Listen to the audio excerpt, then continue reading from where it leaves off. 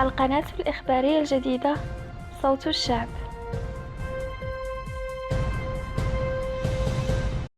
أفاد مصدر أمن مسؤول بأنه تم توقيف الأستاذ الجامعي عين ألف همزة على الألف اليوم الجمعة بمدينة طنجة من طرف فرق أمنية تابعة لولاية تطوان، مبرزا أن المعني بالأمر تم وضعه رهن الحراسة النظرية بتطوان.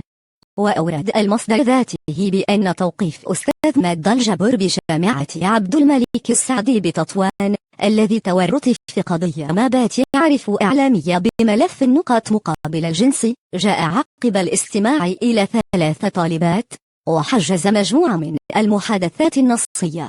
وبحسب المصدر عينه فإن الأستاذ الجامعي المذكور والذي تناقلت أخباره العديد من المنابر المغربية والدوليات أيضا سيتابع من أجل تهمتي الابتزاز الجنسي وهتك عرض أشخاص ممن له سلطة عليهم. إذا أعجبك الفيديو لا تنسى الضغط على زر إعجاب واشتراك وشارك ذلك مع أصدقائك. صوت الشعب.